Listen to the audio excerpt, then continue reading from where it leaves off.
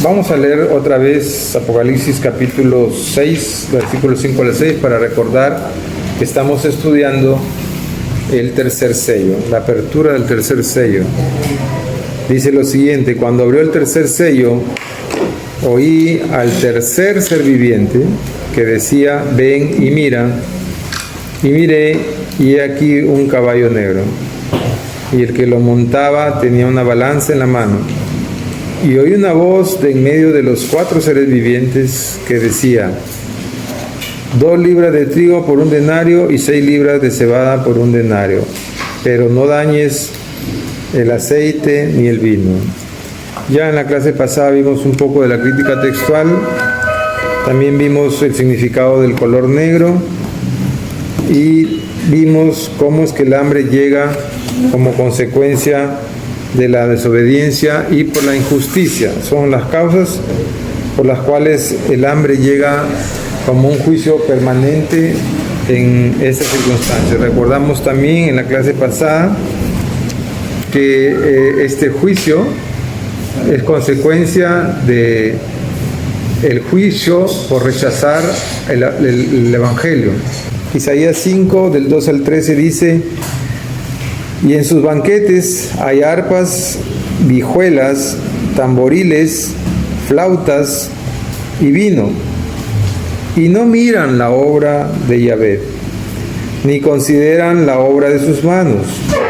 Por lo tanto, como consecuencia de su indiferencia ante Dios, dice: mi pueblo fue llevado cautivo, porque no tuvo conocimiento, ¿no? Es interesante que muchas de las cosas que sufrimos como personas naturales o como iglesia, inclusive como creyentes, es que al no tomar en cuenta a Dios en nuestras vidas, por ignorancia, por no tener conocimiento, eso trae consecuencias. O sea, no necesariamente tenemos que hacer pecados graves o cosas muy malas, sino que el solo hecho de no considerar a Dios en nuestras vidas produce como consecuencia desastres en las personas, en las familias, en las naciones.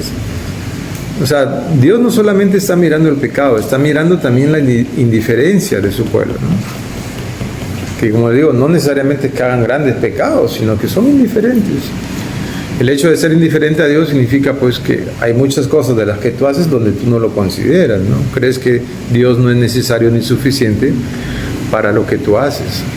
Y creo que es un gran mal en nuestros tiempos dejar a Dios de lado y hacer todo lo que hacemos sin considerar su presencia y su soberanía. Dice: porque no tuvo conocimiento. Y su gloria, es decir, la gloria de ese pueblo, pereció de hambre. Ahí está el caballo negro. Y su multitud se secó de sed, ¿no? ¿Por qué? Por dedicarse a gozar del mundo sin tener en cuenta a Dios, ¿no? Si pasamos más adelante, en 29.8, en Isaías 29.8,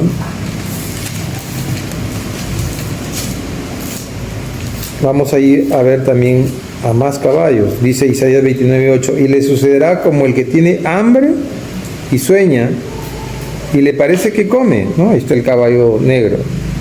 Pero cuando despierta, su estómago está vacío. O como el que tiene sed y sueña, y le parece que bebe, pero cuando despierta se halla cansado y sediento. Así, de esta forma, ¿no? Lo que está profetizando el Señor. Dice: así será la multitud de todas las naciones que pelearán contra el monte de Sión, ¿no? En esa batalla del gran día se habla justamente de unas pestes, y una de las pestes que vendrá en el día del gran juicio justamente es el hambre, ¿no? Vamos a otra cita que habla de lo mismo, Jeremías 14, del 11 al 12. No ruegues por este pueblo para bien. Cuando ayunen, yo no oiré su clamor, y cuando ofrezcan holocausto y ofrenda, no lo aceptaré, sino que lo consumiré con espada, ¿no? Lo que vimos en el caballo rojo, la guerra, con hambre, lo que estamos viendo ahora, y con pestilencia, es decir, con muerte inclusive. Ahí aparecen en un solo escenario los 3 caballos, el rojo, el negro y el pálido, ¿no? En Jeremías 14:18, más adelante, sigue diciendo lo mismo. Si salgo al campo, he aquí muertos a espada, y si entro en la ciudad, he aquí enfermos de hambre, porque tanto el profeta como el sacerdote anduvieron vagando en la tierra y no entendieron, ¿no? De una u otra forma, la muerte y la guerra los consumirían, ¿no? Vamos ahora en esta clase a introducirnos entonces al significado de esa balanza que está apareciendo. Recuerden que este jinete, a diferencia de otros, uno que cargaba la espada, el caballo rojo, este carga una balanza. O sea, no necesariamente es un guerrero, sino es alguien que va a hacer un juicio pero sin usar espada. Y lo vemos que carga más bien una balanza. ¿Ya? La palabra balanza, que está en los escritos más antiguos, aparece con el griego zoos. ¿Ya? Zoos es el griego, la transliteración del griego, zoos, y significa justamente yugo. Si ustedes se dan cuenta, la balanza que usamos muchas veces para pesar se parece mucho a un yugo que se le pone también a los bueyes, no tienen la misma estructura. Una parte central con dos brazos que atan a los bueyes, y la balanza tiene esa misma estructura, ¿no? Son dos platillos para equilibrar los pesos. Y esa es la imagen que está viendo el profeta Juan. Él dice que es una balanza, pero por el griego que aparece podría ser lo que él está viendo, un yugo, que es el yugo del cual Jesucristo ha hablado en casi todo el Nuevo Testamento, ¿no? Entonces, si lo que viene en ese caballo, que es un juicio, que es el juicio del hambre, entonces ese yugo, esa imagen que ve, esa balanza que él dice que es balanza en la traducción en español, más bien es un yugo, y sería el yugo del hambre. El yugo no es otra cosa que una esclavitud, ¿ya? Entonces, por eso, si quisiéramos ser fieles al griego, la imagen que está apareciendo no es de una balanza, sino justamente de un yugo de hambre. Si ustedes recuerdan, en el capítulo 4 de Apocalipsis, versículo 7, el tercer ser viviente que aparece es el que tiene aspecto de hombre. ¿Ya? Es el que tiene aspecto de hombre.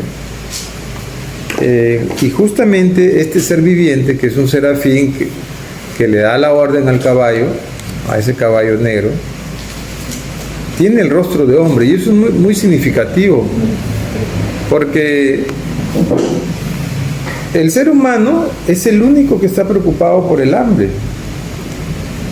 Los animales, los mamíferos, las aves, los insectos, la serpiente, los anfibios, todo lo que es vida biológica, no están preocupados por el hambre.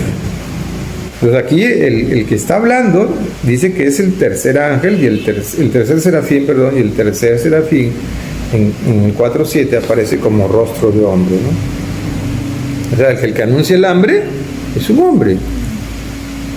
Y en nuestra historia, pues nosotros vivimos con hambre, ¿no? Siempre el ser humano tiene hambre. Lo radical de este juicio es que el hambre ya no es por horas, sino que el hambre se convierte ya en una esclavitud, o sea, días, semanas, meses de hambre porque no hay cómo comer. Y ese es el juicio que el Señor está mandando. O sea, no es el hambre común que hoy día comes y en la tarde te da hambre y los haces, no, es otro tipo de hambre, ¿no? Vamos a ver unos ejemplos similares de esto que Dios hace, del control que tiene sobre los juicios. Está en Segunda de Reyes, capítulo 6, versículos 24 al 25.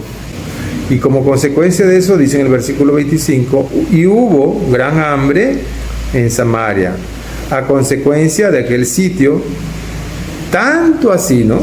Tanto así, de tal forma era el hambre, que dice que la cabeza de un asno, ¿ya? La cabeza de un asno, no de una vaca, no de un carnero, sino la de un asno, que usualmente no se come, que estaba prohibido comer. Dice, se vendía por 80 piezas de plata. O sea, imagínense la pobreza, que solamente ese lujo de comer una cabeza de burro era pues de los que habían logrado tener más dinero. A ese nivel de hambre existía, pero eso no es todo. Y dice, y la cuarta parte de un cac de estiércol de palomas por 5 piezas de plata. La caca de la paloma costaba 5 piezas de plata. Un poquito de caca tenían que pagar. ¿Y para qué usaban la caca? Para hacer sopa de caca.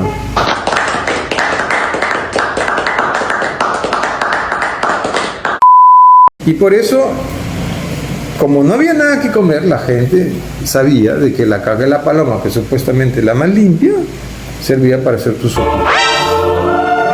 Y por esa caquita, para hacer su sopita, porque no había nada que comer, pero al menos la caquita tenía nutrientes, tenían que pagar 5 piezas de plata. ¿Se dan cuenta de la magnitud del hambre? Y ya sabemos por qué le pasa eso a Israel. O sea, no es que ellos eran unos santos, pobrecitos, cómo sufren hambre, no. Era consecuencia de toda la maldad que venía por décadas, por años, y el Señor les emitió ese juicio. ¿Por qué les emite ese juicio? Por su desobediencia. ¿Qué nos demuestra esto? Que el Señor tiene el control del hambre. ¿Cuál es nuestro error? Que nosotros pensamos que la riqueza, la abundancia depende del trabajo del ser humano.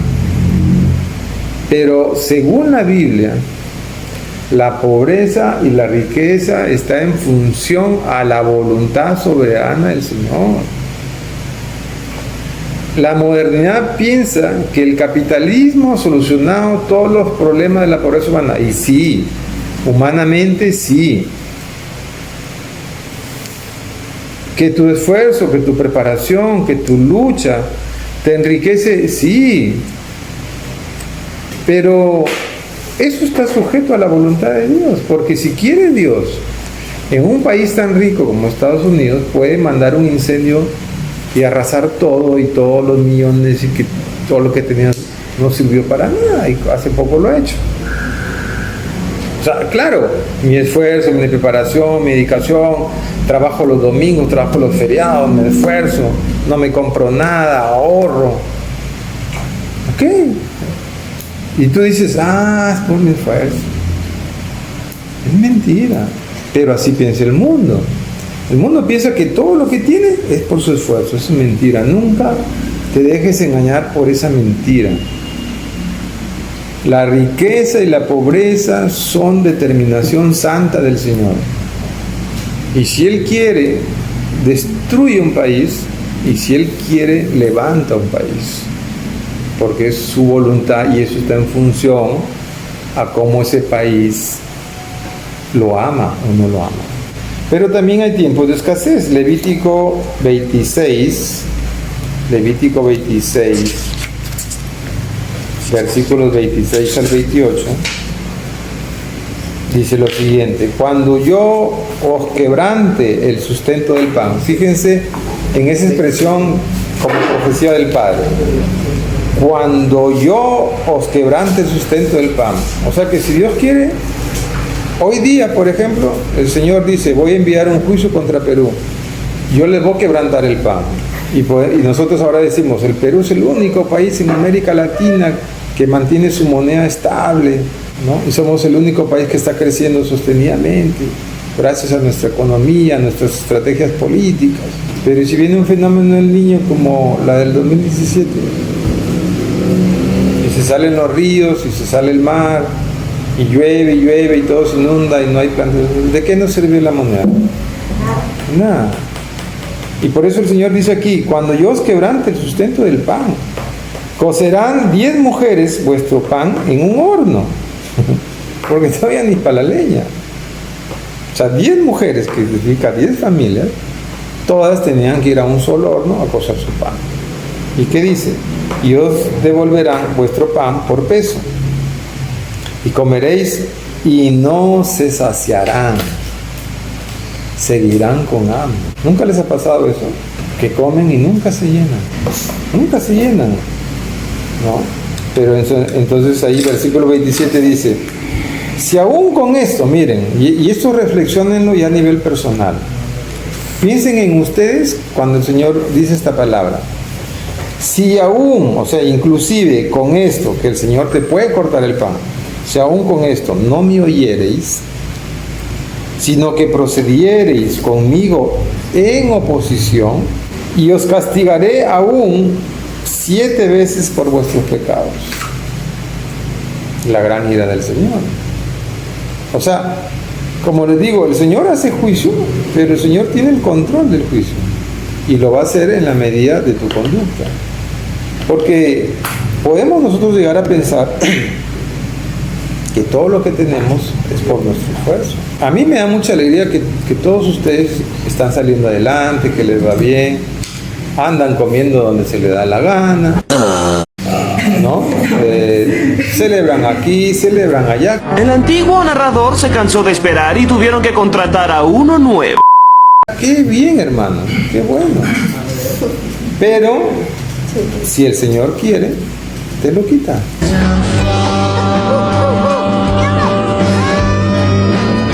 Ahora, ¿dónde aparece otro límite? Si ustedes vuelvan al versículo, al capítulo 6, versículo 6, vuelvan ahí. Y dice lo siguiente. Aquí vamos a ver otro límite que pone Dios en el juicio. Vean ahí en su cita. Versículo 6, parte B. Dice, pero no dañes el aceite ni el vino. Ahí está otro límite. Hemos visto que hay límites en los suministros de los alimentos, que el Señor controla todo. Pero ahora dice, no dañes ni el aceite ni el vino. El aceite y el vino tienen una representación natural, obviamente. Tienen atributos naturales. El aceite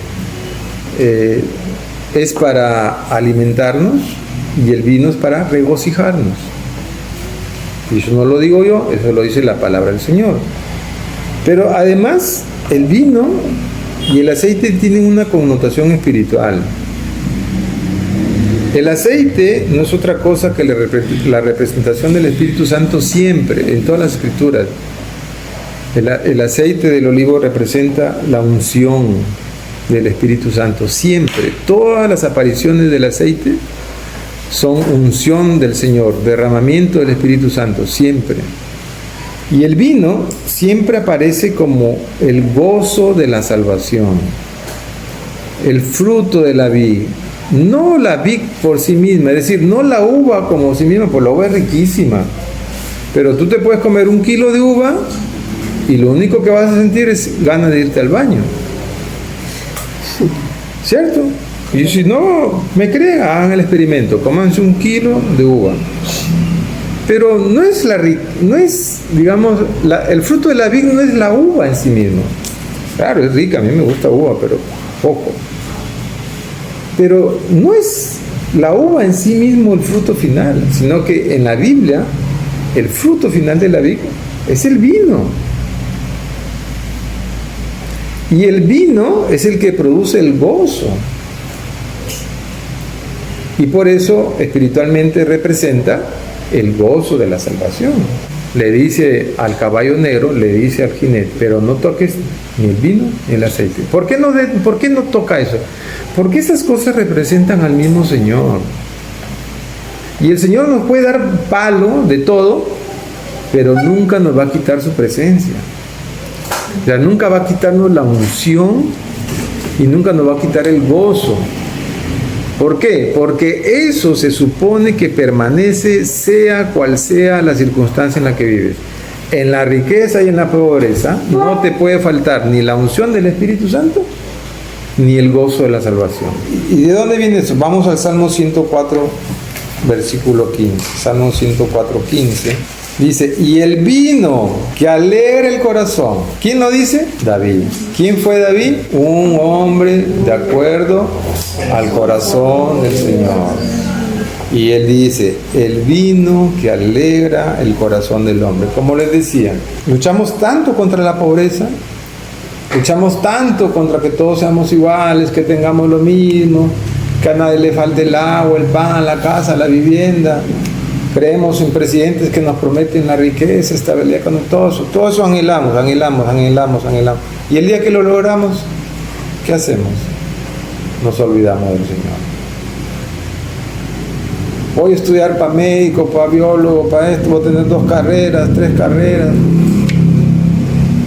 voy a tener éxito, voy a invertir en bolsa, se alocan, trabajan domingo, no vienen al culto, van por acá, por allá, se alocan, se estresan, llevan más cursos, todo, se afanan tanto por la riqueza, porque al final es afán por la riqueza. ¿Y qué pasa? Se olvidaron del Señor y no entienden que si el Señor quiere, todo lo que estás construyendo te lo tumba, como tumbar un castillo de naipes. Bien, hasta aquí nomás, Dios lo bendiga.